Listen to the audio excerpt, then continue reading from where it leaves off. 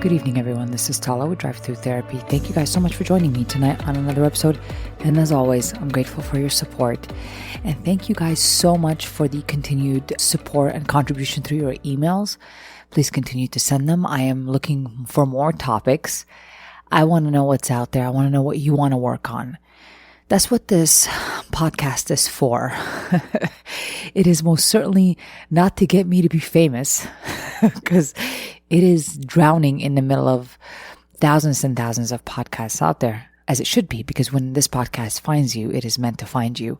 It is not meant to be, I guess, attractive to most. It is attractive to those individuals that are specifically understanding why they're coming here, if you know what I mean. And this podcast really started as a place to heal, to give back, and to be of service, because I was given, in so many ways, the peace that comes only when you start confronting yourself, and the peace that comes with conscious awareness, or what you might know as some sort of awakening. And it can be also named as spiritual awakening, conscious awakening, whichever. I think that it's been said in different ways, but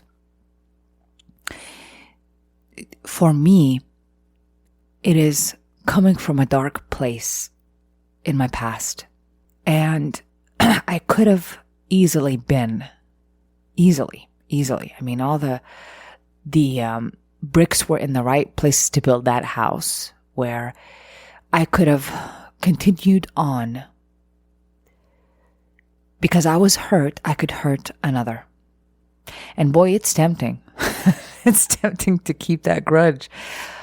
But in working and confronting myself, confronting that darkness that I tried to run away from and hide, those corners of my mind, those corners of my experiences and my reality, in confronting those places is exactly where I found my freedom. But in order for me to get to the other side, to freedom, I gotta go through it. So I gotta go through it to get there. And that's what this is about. That's what this podcast is about. I wish I could tell you that this is all psychology and it's psychology based. It is absolutely not. Could it be backed up with psychology? Yes. When it's relevant, I'll back it up with psychology. But in general, friends, this is just from one person who is dying to give back what she was given. Dying to give back that peace. And so if you notice, a lot of what I talk about in these episodes are about quietness within the mind, because I know it's possible.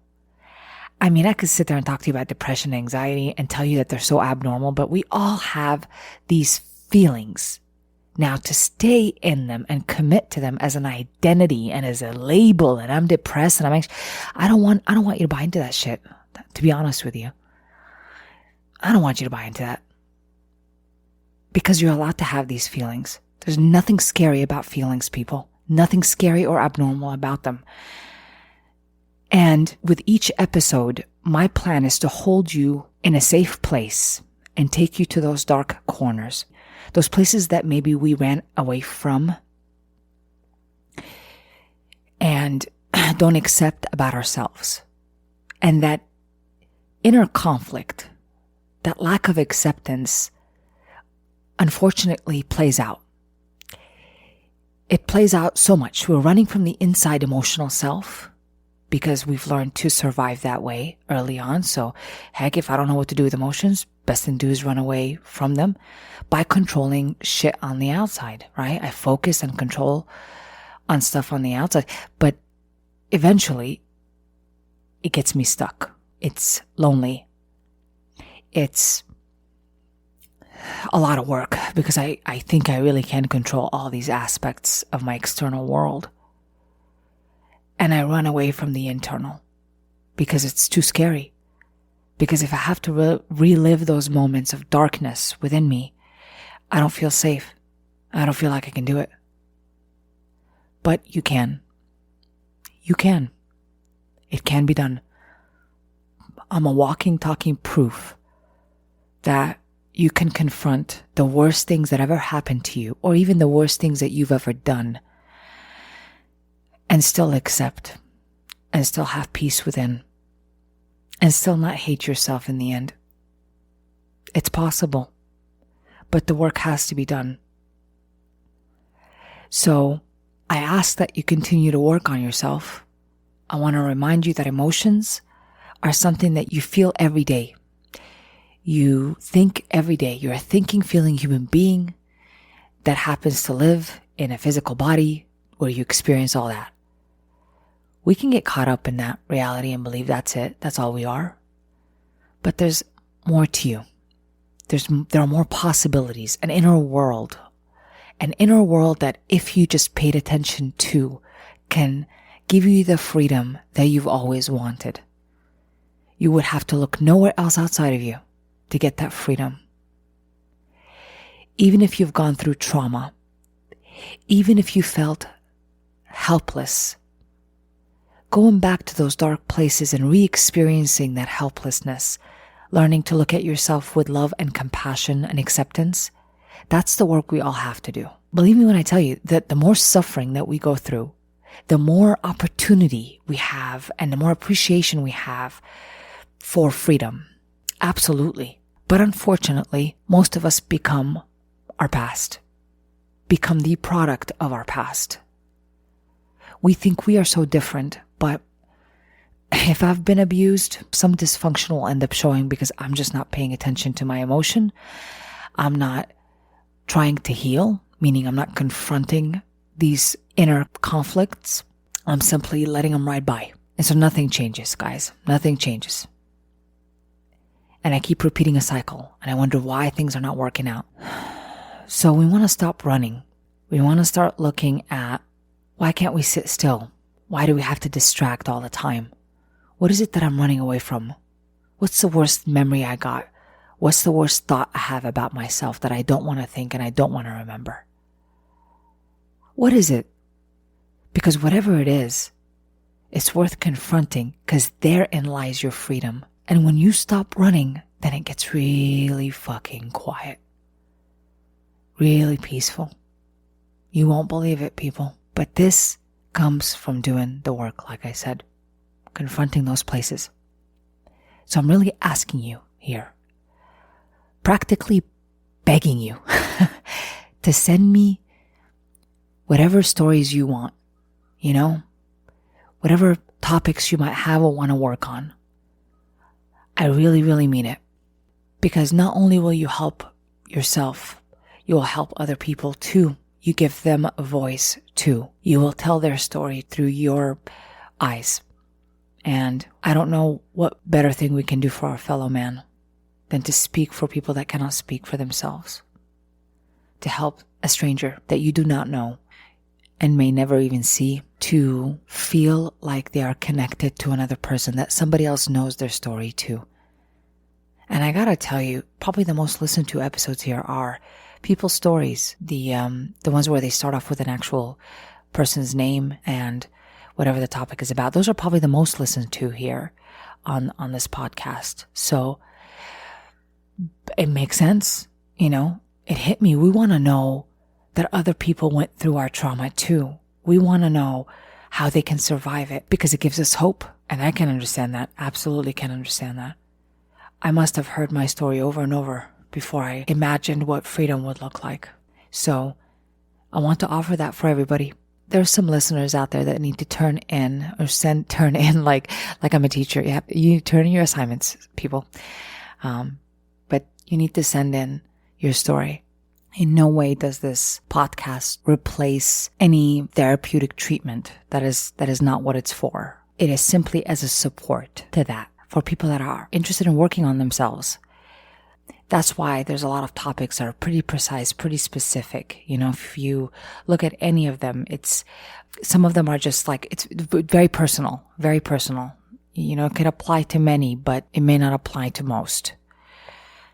But that's the charm of this podcast, I suppose, is that it's not meant for everybody. It's meant for the people that know that they're supposed to be here. So I don't think it's an accident that you found this podcast. I'd love to hear your story if you're out there and listening. I'd love to know where you're at in your journey, where you could be stuck, even progress that you've made. I'd love to see it in an email. That would be great. So please feel free to send it. Emails are not so intimidating, I don't think. Yeah, be bold. Do it. Let's see what we get. Let's all help each other out. That's what we're here to do anyways. That's the ultimate goal once we get consciously aware, I suppose, is to help each other, lift each other up, right? Let's do it. I'm all about it. And I know you are too, if you're still listening to me. I often hear stories from people from different age groups. And I think the one I want to tell you about the most tonight is an age group that is kind of between maybe 60 and up. 60, maybe late 50s, starting at late 50s. People that have gone through trauma that come and see me at this age. What I've noticed about them is that this is the age where we get to learn the lessons from life, even accept and appreciate ourselves more. We get to build a sense of integrity and even want to leave a legacy at one point in this age, right? We want to be present and available for our family because we realize at that point what is the most important thing. We don't have the ruckus of youth and the distraction of youth. We're much more calmer at that point. But that's not what I see.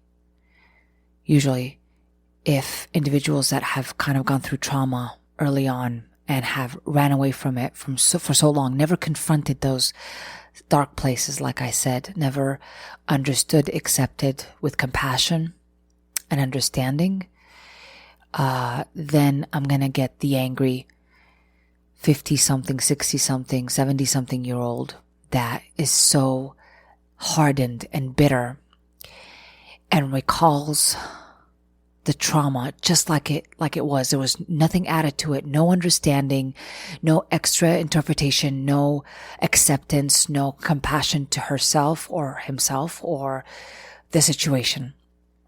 They're disgusted by the helplessness that they might have experienced early on. And they've carried it for years, avoiding this helplessness, experiencing it, reliving it, understanding it. But that's what we need to do. I don't want to see anyone in those beautiful years going through this pain and suffering.